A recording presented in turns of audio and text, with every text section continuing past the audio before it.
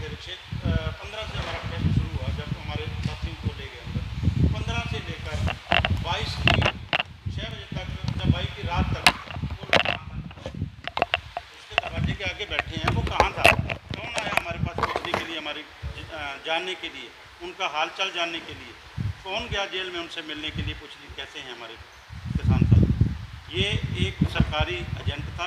और बाद में आपने देखा होगा, जिन किसानों को बुलाया था ना, वहाँ आए थे किसान, जब उन्होंने उसका रूप देखा कि उसने तो संयुक्त किसान मोर्चे को चैलेंज कर दिया, सारी जथेबंदियों को चैलेंज कर दिया, उसी के साथ ही लड़ाई झगड़ा करने लगे और अपना पैंडा छिड़ा के चला गया।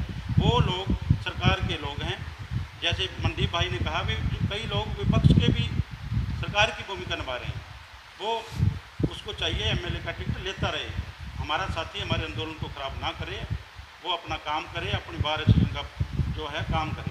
लेकिन वो अगर हमारे किसानों की सीढ़ियों से इस किसानी आंदोलन में चढ़ना चाहेगा, 2 दिन आके, जब भी वो आया है, 1 या 2 दिन आया, सिवाय क्लेश के उसने कुछ नहीं किया। कहीं भी जाएगा वो कैसे भी करेगा, वहाँ डबल गया, खुइया टोल प्लाजा वहाँ क्लेश किया, वहाँ बागदिन गया, वहाँ जहाँ इतनी बड़ी दुविधा पैदा करती किसानों की। लेकिन किसान कितना भी बोला है, ये ज़रूर जानता है ये सरकारी लोग हैं, सरकार के छोड़े हुए लोग हैं, सरकार की बातें करते हैं।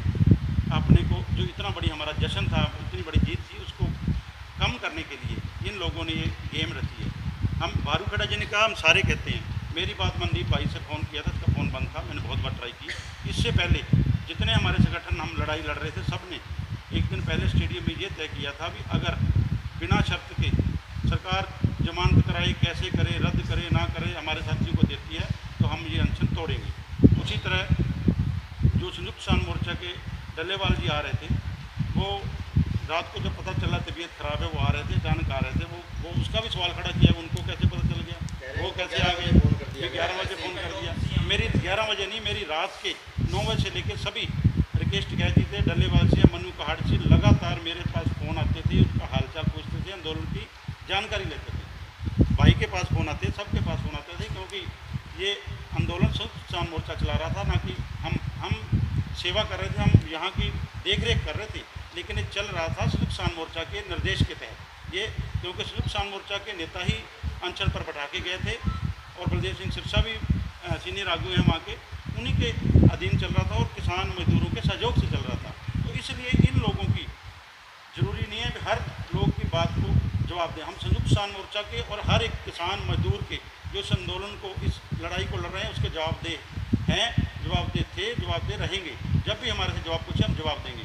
इन लोग आरोप लगा रहे हैं कि जो रविंदर औलख है वो शिरोमणि अकाली दल के नेता हैं, एक नेता होकर किसान आंदोलन कैसे चला सकते? अपने 18 मई 2020 को मेरा पानी मेरी विरासत के तहत हमने डीसी ऑफिस के बाद धरना लगाया था मैंने। उसके बाद आज तक किसी मैंने पार्टी का कोई झंडा उठाया हो, कोई मीटिंग अटेंड करी हो, कोई फ़ोन, 1.5 साल से ये कार्यकारिणी हरियाणा की भांग है। मैं कोई सदस्य नहीं हूँ, कोई मेंबर नहीं हूँ, कोई नेता नहीं हूँ। मैं एक सेवक हूँ किसान मजदूर का, और उसी की बात करता हूँ, उसी की बात उठा रहा हूँ। एक दिन भी जब से ये आंदोलन चला है, एक दिन आपने देखा होगा भी मेरी गाड़ी में दरी और झंडा और डंडा और पानी बीच में है, एक दिन भी हम रुके नहीं। हमारे साथी पीछे बैठे हैं, हमारे संगठन के महासचिव गुरप्रीत सिंह जी गिल, सचिव बैठा है गुरमीत ढिल्लों जी, और सारे साथी हमारे जितने भी हैं, हम सारे अपने संगठन के समर्पित हैं।